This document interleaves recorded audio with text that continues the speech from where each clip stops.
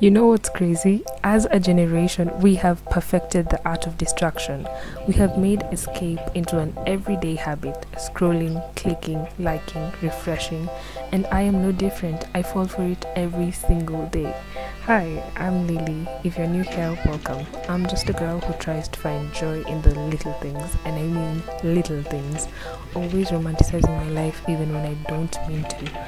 And today I wanted to try something different, something uncomfortable, to romanticize boredom.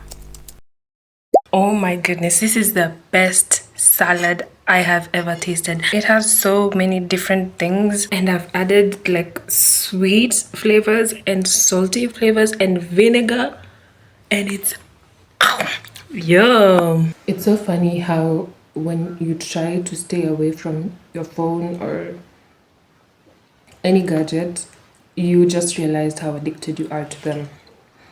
Today, when I woke up, I just wanted to pick up my phone and start scrolling on Pinterest. And then I realized, oh, we're supposed to have a day without using our phone. So I was like, okay. So I woke up earlier than usual. And then, after waking up, I'm used to listening to some sort of music from my phone or the laptop, and I'm not allowed to do that. So I felt weird.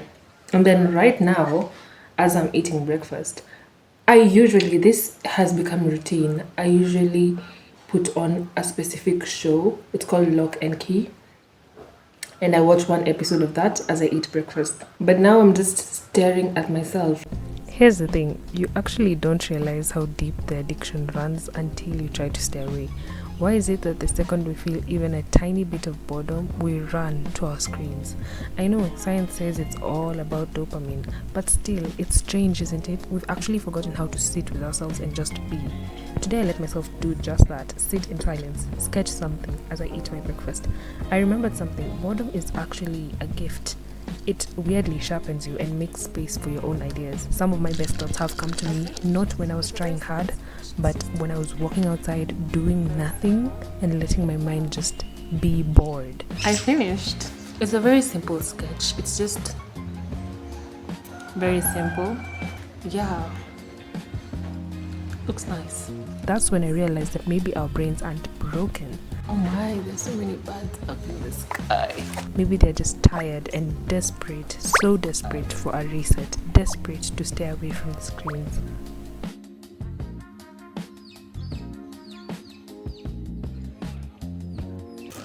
Wink, wink.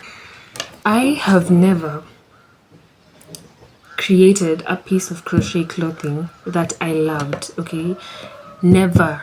I create clothing for others and people buy and they look nice on them, but I've never created one that is in my style and I will actually wear. So I'm thinking of doing that today. I had a project already I was working on. I almost always have a project, but this one I took so much time to be detailed and serious about.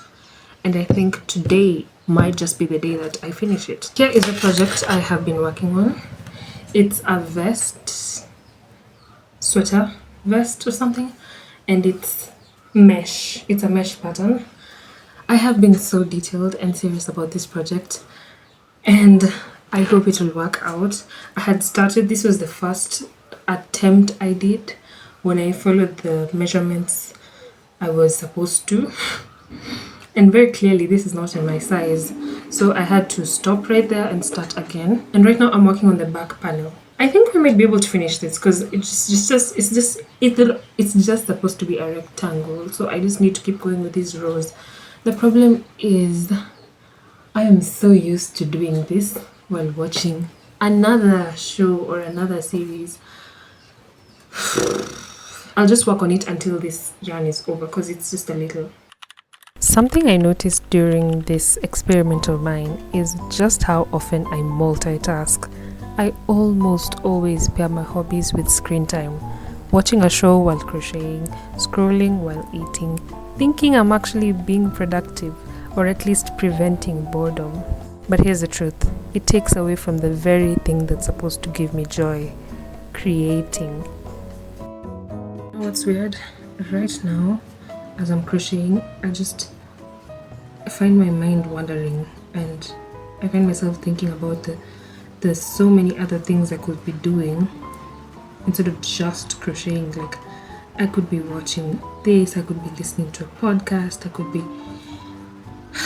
Yeah, that's how you know you're addicted. Yeah.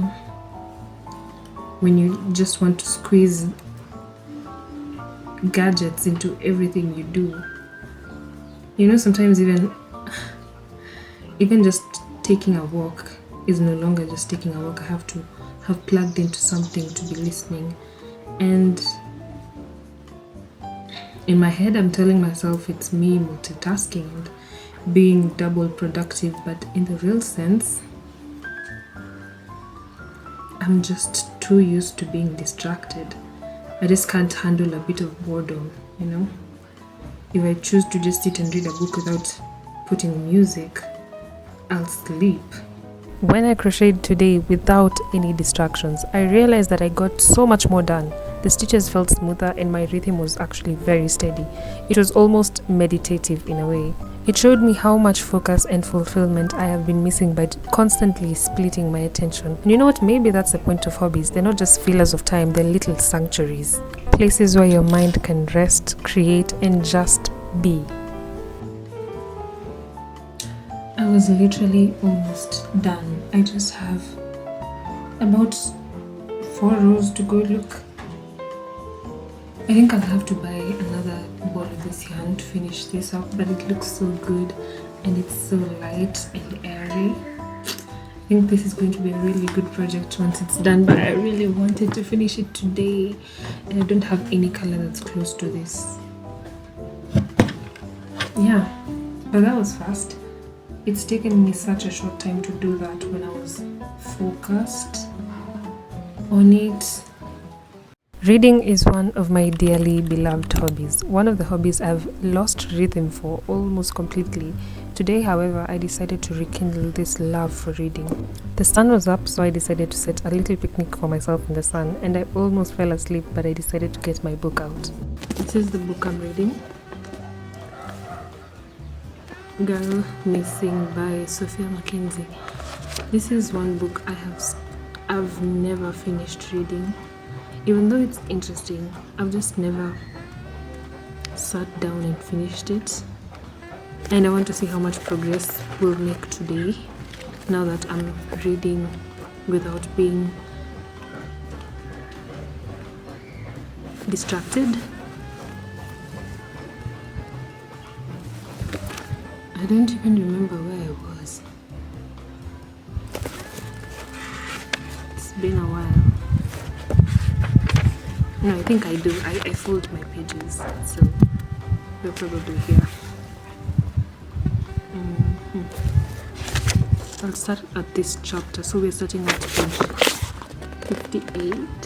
I don't know if I'm the only one who's experienced this, but as a reader, there comes that magical moment when the words stop feeling like words.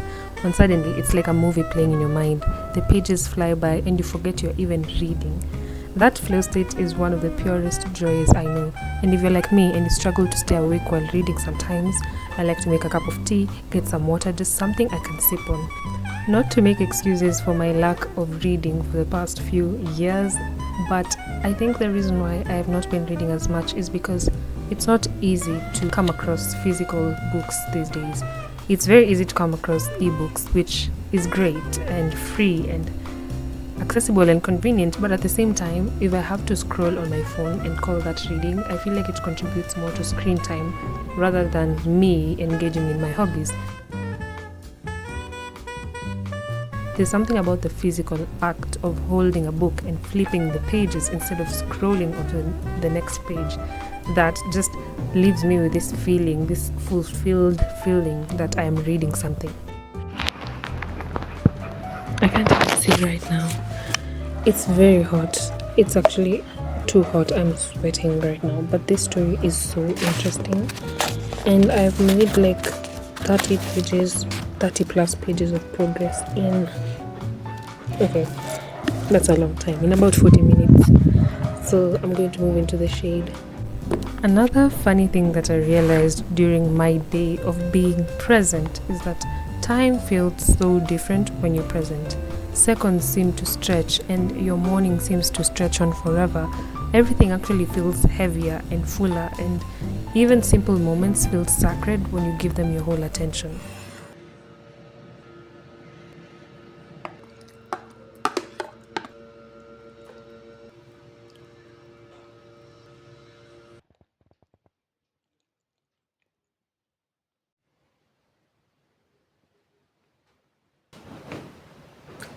I kid you not, I am this close to giving in. My series, my laptop, TikTok, Instagram, they are calling to me. They're like, come, I know you're bored. Come. I made lunch. It's just most of the times for lunch we just have like warmed up stuff from the fridge. So this is just a mixture of some stuff from the fridge. I'm so scared. I feel like we should just say I should change the title and the whole trajectory of the video to be spending half a day without my phone instead of the whole day, because it is now almost 1:30 in the afternoon, and the day has been so slow. I feel like I have so much time, and I also feel like I've done so much in just the morning, like from 10 to 1. I've done a lot. My oh my, how the tables have turned. Instead of using my phone to distract myself from my life, I now need hobbies to distract me from my phone. Isn't that just funny? Wait. If this is just not the cutest spoon ever, it's plastic, but it's so tough. Look. It takes a lot for me to bend it like this. And it's so deep. It's perfect for scooping stuff. And it's so durable. Is it just me? Or is my level of excitement going like lower? I am getting excited by such little things so easily. What's going on? There is a recipe that my mom used to make for us when we were kids, and it's basically something like deep fried dough balls. Yeah, she used to call them drops, and one key ingredient was lemon. And so I think we can make a few of those because I'm bored and I don't want to draw and I need something to do. Yeah, it was super simple as well, so that gives me like the confidence that we can do it. But this is the only lemon I have and it looks kind of weird. There's something so nostalgic about making recipes that I used to have as a kid. It goes without saying that cooking is one of my favorite hobbies. At the end of it, yes, you get the result, a very delicious snack, a very delicious meal, but the process itself is what really enriches me.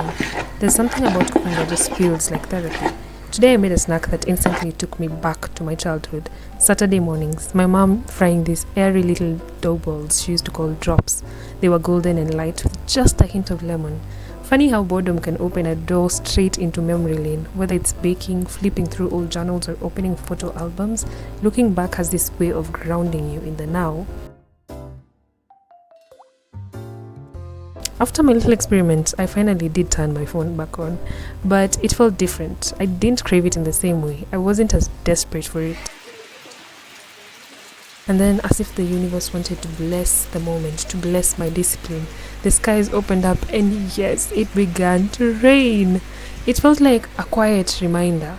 Yes, technology is a gift, but so is life itself, and life should not be missed because of a glowing screen. So maybe try it, okay? Turn off your phone. Let yourself be bored. Maybe a little, maybe a lot. Because that boredom, it might just give you back the magic of being present.